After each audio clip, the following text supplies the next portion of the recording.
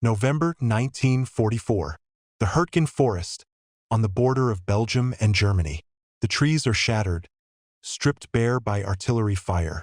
The ground is a freezing quagmire of mud and snow. But for the soldiers of the German Wehrmacht digging into the frozen earth, the biting cold is not their only enemy. There is a sharper, more constant pain gnawing at their insides. Hunger. To understand why the German war machine crumbled in the final year of the war, you do not need to look at the maps of generals. You simply need to look at the dinner plates. By late 1944, the once mighty German logistical system had collapsed. The Allied bombing campaigns had severed the rail lines.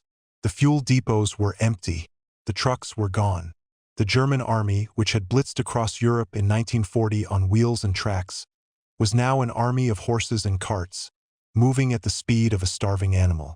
For the average German infantryman, the daily reality was a grim calculation of calories. On paper, he was supposed to receive a standard ration. In reality, he was lucky to get 1,500 calories a day, and often it was far less. His diet consisted of Kommissbrot, a dark, dense army bread that, by this stage of the war, was stretched with fillers like sawdust and potato peelings. He drank ersatz coffee, made from roasted barley or acorns, which offered warmth but no energy. Butter was a memory. Meat was a luxury found only when a supply horse died from exhaustion and was butchered on the spot. A German soldier in 1944 was chronically fatigued. He was thinner, colder, and slower than he had been in 1940. His uniform hung loosely on his frame. His body had burned through its fat reserves and was now consuming its own muscle. And then he looked across the front lines. Less than a few hundred meters away sat the American GI. If the German army was a starving wolf, the United States Army was a well-fed industrial giant. The Americans brought with them a logistical avalanche that the world had never seen. While the German soldier scraped the mold off his bread, the American soldier was tearing open a waxed cardboard box known as the K-ration. Inside, he found a tin of pork and eggs, processed cheese, biscuits, fruit bars, water purification tablets, and, crucially, cigarettes and chewing gum. The American soldier was consuming between 3,500 and 4,000 calories a day. He was fueled by protein, sugar, and caffeine. The contrast was psychological torture for the Germans. German propaganda led by Joseph Goebbels constantly broadcasted that the Allies were suffering just as much, that the U-boats were starving England and America. They were told the enemy was weak, but the physical evidence on the battlefield told a different story. German patrols would sneak out at night not just to fight, but to raid American garbage dumps. What they found there terrified them more than any tank. They found half-eaten tins of Spam. They found chocolate bars with only a single bite taken out. They found white bread that had been thrown away simply because it was slightly stale. To the starving German soldier, this was incomprehensible. The Americans were throwing away food that a German family would celebrate as a Christmas feast. General Napoleon Bonaparte famously said, "An army marches on its stomach." In 1944, the German stomach was empty. The clash of 1944 was not just a battle of ideologies or tactics. It was a collision between two biological realities. On one side, men who were shivering, conserving every ounce of energy, fighting with the desperation of the starved. On the other side, men who were warm, full, and backed by a supply chain that stretched all the way back to the cornfields of the Midwest. As the winter set in, the German High Command prepared for one last, desperate offensive, the Battle of the Bulge. They hoped that spirit and fanaticism could overcome the laws of physics. They were about to learn a brutal lesson. You cannot fight a war on willpower alone when your enemy is fighting with a full belly. If you want to understand the true terrifying power of the United States in World War II, don't look at the atomic bomb. Don't look at the B-29 superfortress. Look at the ice cream. To the German and Japanese high commands, war was a struggle for the bare essentials: steel, oil, and bread. But the United States approached war differently. The Pentagon decided that keeping a soldier alive wasn't enough. You had to keep him happy. And nothing made an American boy happier than ice cream. In 1945, if you want to understand the true terrifying power of the United States in World War II, Don't look at the atomic bomb. Don't look at the B-29 superfortress. Look at the ice cream. To the German and Japanese high commands, war was a struggle for the bare essentials: steel, oil, and bread. But the United States approached war differently. The Pentagon decided that keeping a soldier alive wasn't enough. You had to keep him happy. And nothing made an American boy happier than ice cream. In 1945, in the sweltering heat of the Pacific Theater, the U.S. Navy did something that would have sounded like science fiction to a German soldier freezing in a foxhole. They commissioned a ship. It wasn't a battleship. It wasn't a destroyer. It was a floating dairy factory. Officially, it was a concrete barge. But the sailors called it the ice cream barge. Its sole mission was to manufacture ice cream for the troops. It churned out 500 gallons of ice cream every single shift. It had massive freezers and storage for tons of toppings. Think about the logistics of that. To make that happen, the U.S. had to ship fresh milk powder, sugar, and vanilla thousands of miles across a submarine-infested ocean. They dedicated fuel, ships, and sailors just to deliver a frozen dessert to the front lines. To the enemy, this was an insult. A nation that has enough spare capacity to build an ice cream ship is a nation that cannot be beaten. It showed a level of excess wealth that was simply demoralizing. But the miracle of American logistics wasn't just in the Pacific. It was in the pocket of every GI in Europe. Open a standard American ration kit, the C ration or the lighter K ration. Inside, you didn't just find calories. You found a slice of home. While the German soldier was brewing coffee made from burnt acorns, the American soldier had packets of instant coffee. He had real sugar. He had 4 cigarettes included in every meal, Lucky Strikes or Camels. He had chewing gum to clean his teeth. He had a bar of chocolate that was designed not to melt. And, perhaps the greatest luxury of all, highly processed soft toilet paper. The American logistical system treated the comfort of the soldier as a military necessity. If a soldier is warm, fed, and caffeinated, he fights harder. Then there was the soda. In 1943, General Dwight D. Eisenhower, the Supreme Allied Commander, sent a classified telegram from North Africa to Washington. He didn't ask for more tank shells. He didn't ask for artillery. He asked for 3 million bottles of Coca-Cola. But Ike didn't stop there. He requested the equipment and the supplies to build 10 complete bottling plants behind the front lines. He wanted the boys to have their Coke cold and carbonated, just like they did at the drugstore back in Kansas. Coca-Cola sent technical observers, employees dressed in military uniforms, to the war zone. Their job was to set up factories while shells were still falling nearby. Imagine the sight for a captured German officer. He is being marched to the rear, hungry, dirty, and exhausted. He passes an American camp. He sees trucks unloading crates of glass bottles. He hears the hiss of carbonation. He sees an American private leaning against a jeep, smoking a fresh cigarette, eating a chocolate bar, and drinking an ice-cold Coca-Cola. That German officer realizes in that moment that his leader has lied to him. The blockade, while the Americans were shipping floating ice cream factories across the Pacific, the German Reich was conducting a very different kind of experiment. They were testing how little a human being could eat and still pull a trigger. By late 1944, the word that defined life in Germany was Ersatz. It means substitute. But to the German soldier, it meant fake. The blockade was strangling the Nazi war machine. Real coffee had vanished years ago. Real butter, while the Americans were shipping floating ice cream factories across the Pacific, the German Reich was conducting a very different kind of experiment. They were testing how little a human being could eat and still pull a trigger. By late 1944, the word that defined life in Germany was Ersatz. It means substitute. But to the German soldier, it meant fake.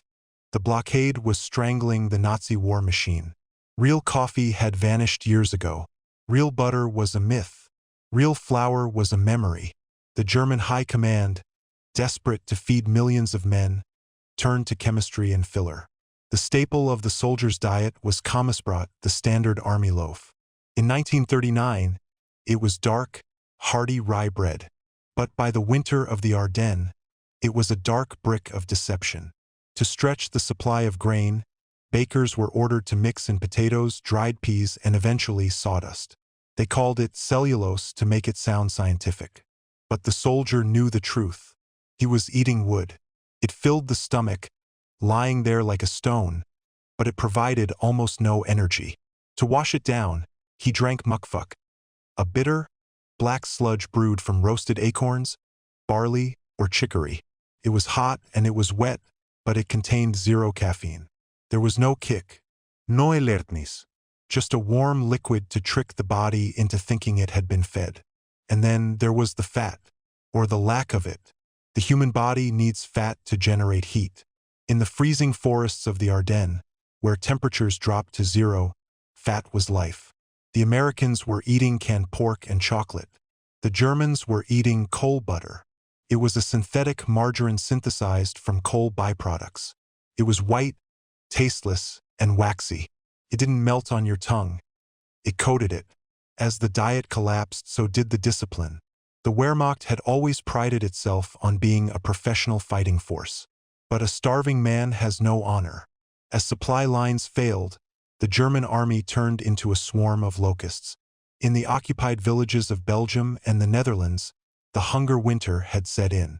But the German soldiers, armed and desperate, took what little remained. They kicked in the doors of farmhouses. They took the last sack of potatoes from a widow's cellar. They slaughtered the last milk cow. This wasn't strategic requisitioning. It was armed robbery for survival. While American GIs were handing out candy bars to local children, creating goodwill, the Germans were stealing crusts of bread, fueling a hatred that would last for generations. But the most grim symbol of the Wehrmacht's collapse was the horse. Propaganda reels showed German panzer tanks blitzing across Europe. But the reality was that 80% of the German army relied on horses to pull their artillery and supply wagons. By 1944, the horses were starving, too. Their ribs showed through their coats. They chewed on the bark of trees. And when a horse collapsed from exhaustion in the snow, it didn't stay there long. Within minutes, German soldiers would descend upon the carcass with bayonets and mess knives. There was no sanitation. There was no cooking fire, for fear of American spotter planes. They butchered the animal raw, hacking off chunks of meat to shove into their pockets. For many German units in the Battle of the Bulge, a dead artillery horse was the only meat they had seen in weeks. The physiological effects were devastating. Without calories, the body cannot shiver to stay warm. The German soldiers found themselves drifting into a lethargic stupor. They fell asleep on guard duty, not because they were lazy, but because their bodies were shutting down. Their uniforms tailored. December 1944, the Battle of the Bulge. The German offensive was supposed to be the masterstroke that saved the Third Reich. For a few days, it seemed to be working. The panzers were advancing. The Americans were retreating. Somewhere on a snowy road near Bastogne, a German unit executed a perfect ambush. They opened fire on an American supply column, forcing the GIs to flee into the woods. The Germans, starving and freezing, rushed forward to loot the burning vehicles. They were looking for gasoline. They were looking for ammunition. They were looking for boots. What they found instead would break their hearts. A seasoned German major, a veteran who had survived the frozen hell of the Russian front, walked up to a captured American jeep. His men were cheering. They had found mailbags. In the German army, mail was a rare luxury. A letter from Berlin might take 3 months to arrive, if it arrived at all. But these American mailbags were full. The major watched as a soldier ripped open a cardboard package wrapped in brown paper.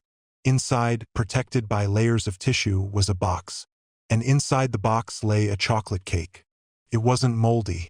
It wasn't frozen rock hard. It was soft. It was fresh. The major picked up the packaging. He looked at the postmark. Boston, Massachusetts. He looked at the date. The stamp was barely 2 weeks old.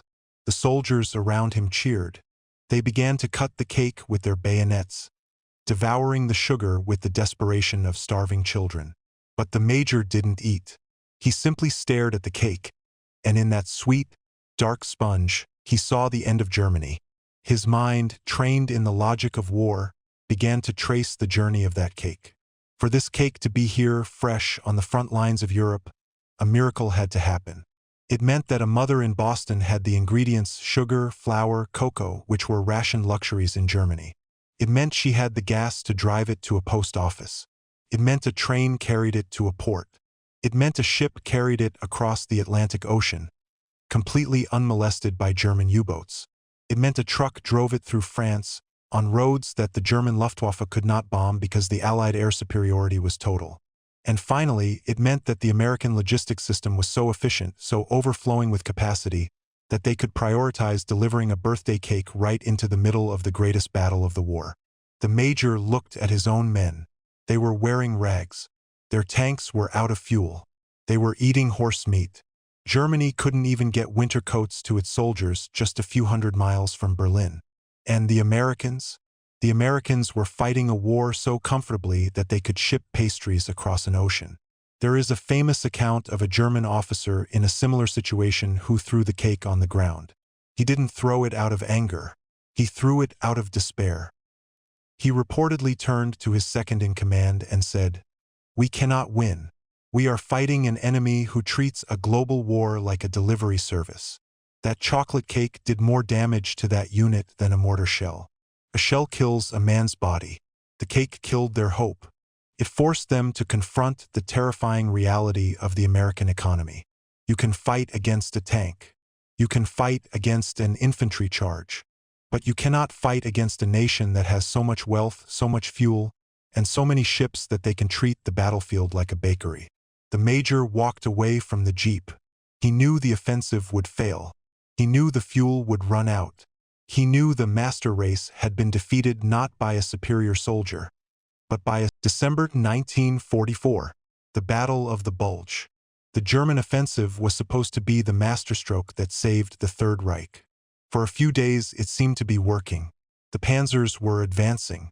The Americans were retreating. May 1945, the heart of Europe. The thousand-year Reich has crumbled into dust. The guns have finally fallen silent. On the roads of Germany, a new army is marching. But this is not an army of conquest. It is an army of defeat. Millions of German soldiers, hands raised, weapons discarded, shuffle towards the Allied lines. They are a spectral sight. Their cheeks are hollow. Their eyes are sunken. They are the survivors of the 1,500-calorie army. For years, Nazi propaganda had terrified them with stories of what would happen if they surrendered. They were told the Americans were monsters who would starve them, torture them, and enslave them. They expected death.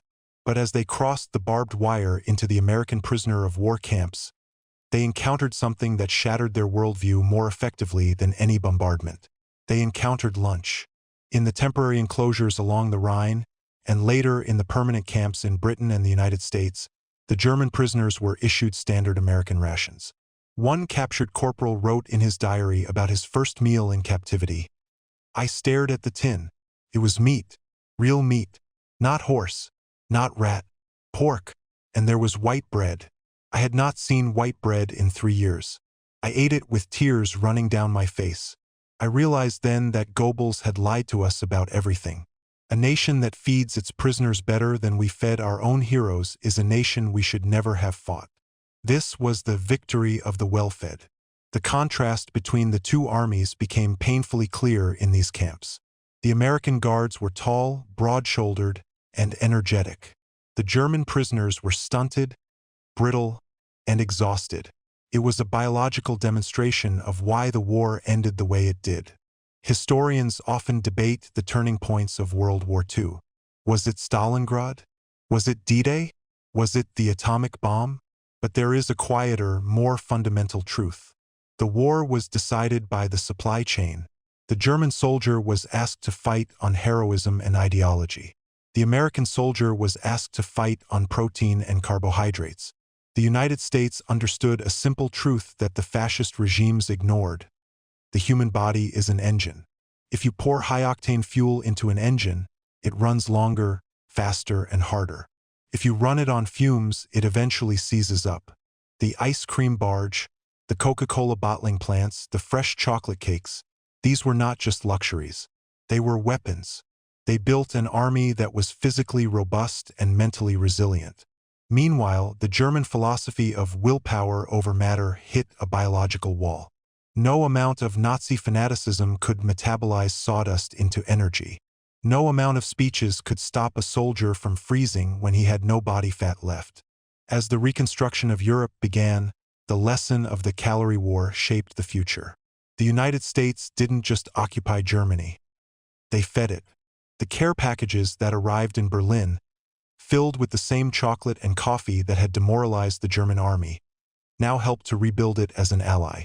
The German commanders who had looked with envy at the American supply trucks eventually returned home to a country that adopted the American model. They realized that a superpower isn't defined just by how well it can kill, but by how well it can sustain life. In the final analysis, World War II was a clash between two systems. One system tried to conquer the world by looting it. The other conquered the world by producing so much that it drowned the enemy in abundance. The German soldier fought bravely. He fought skillfully, but he never stood a chance. He was fighting a war against a tidal wave of production. He was a starving man trying to wrestle a giant. And in the end, history proved the oldest rule of warfare. The army with the full stomach writes the future.